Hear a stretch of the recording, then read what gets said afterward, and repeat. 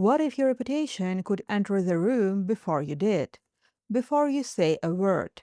Before anyone shakes your hand? Before people have the chance to decide who you are? Because whether we realize it or not, people often meet our reputation long before they meet us. Everyone knows that a good reputation matters, but what exactly is reputation? And more importantly, how do you build one? Today, I want to explore that question through a character from the Vampire Diaries and the originals whose reputation often speaks before he does, Klaus Mikaelson. Not because we should become like him, but because very few characters understand the mechanics of reputation as well as he does. For Klaus, reputation isn't something nice to have. It's a tool, a force that works for him before he even arrives.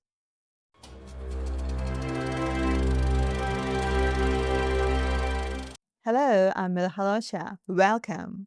Here we make films work for your success. And today we're talking about Klaus Mikaelson. I want to be king. So, what is reputation? I think the simplest definition is this: it's what people say about you when you leave the room, or the first thought that comes to someone's mind when they hear your name. But I think there is something even deeper. A reputation is the first emotion attached to your name. Because people don't just remember information, they remember how someone makes them feel. And Klaus understands that perfectly. Let's look at how Klaus builds his reputation. He knows emotion comes first. When people hear the name Klaus Mikaelson, they don't immediately think about facts. They feel something: fear. If you're not afraid of Klaus, then you're an idiot. Before he enters a room, people are already tense. Before he speaks, they're already careful. His reputation has already shaped the interaction. But Klaus, I know, is real. Who is he? He's one of the originals. He's a legend. From the first generation of vampires. Now, most of us don't want people to fear us, but the principle remains exactly the same. Every reputation creates an emotion: trust, confidence, excitement, curiosity, reliability. The question isn't whether your name creates an emotion. The question is which emotion it creates. He uses mystery to strengthen his reputation. One of the reasons Klaus's reputation becomes so powerful is that very few people actually know him. He rarely explains himself. He rarely reveals his true thoughts. He keeps most people at a distance. And that distance is important because once we completely understand someone, they become predictable. Predictability rarely keeps people interested. Mystery does. When information is incomplete, people begin filling in the blanks themselves.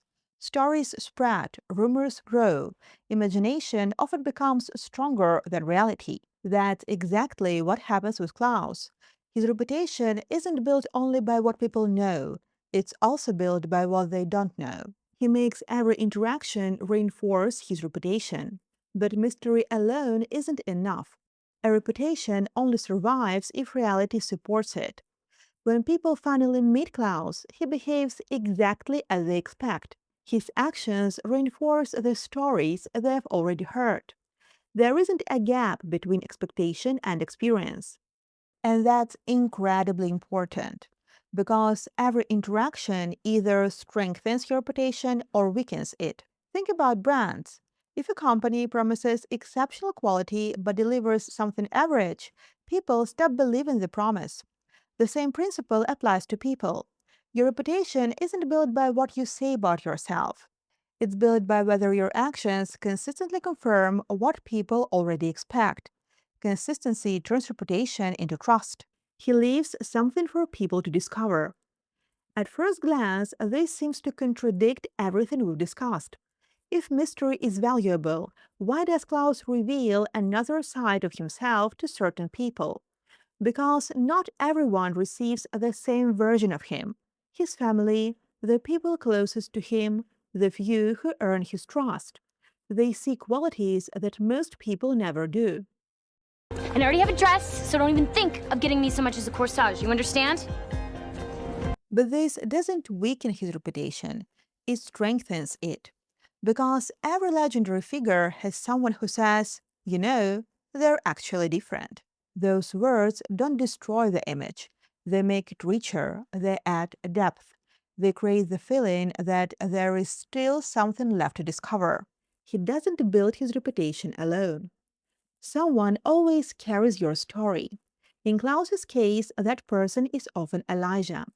Again and again, Elijah explains Klaus's actions, his intentions, his decisions, his past. That makes Klaus easier to understand without making him ordinary.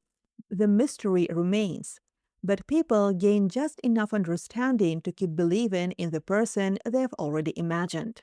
See, we don't share the same father. Of course, that never bothered me, but my brother resents it deeply. Never felt like he belonged. The same thing happens in real life.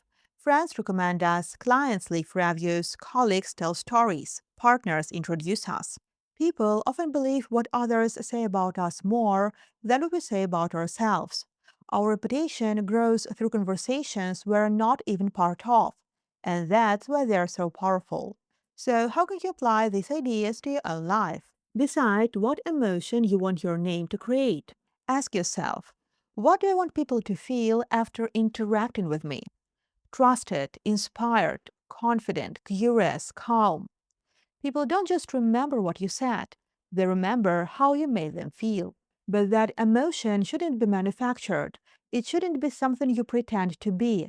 It should come from something you genuinely offer the people around you. Because the strongest reputations aren't built on performance, they're built on authenticity, expressed consistently. Don't feel the need to reveal everything about yourself. Leave the room for curiosity. Not every thought, every achievement, or every plan has to be shared the moment it happens. People don't connect because they know everything about you. Sometimes they connect because there is always something new to discover. A little mystery gives people a reason to stay interested. Pay attention to every interaction. Your reputation isn't built by introducing yourself, it's built through experience. Every conversation, every project, every promise you keep, every message you send, every interaction either reinforces your reputation or weakens it.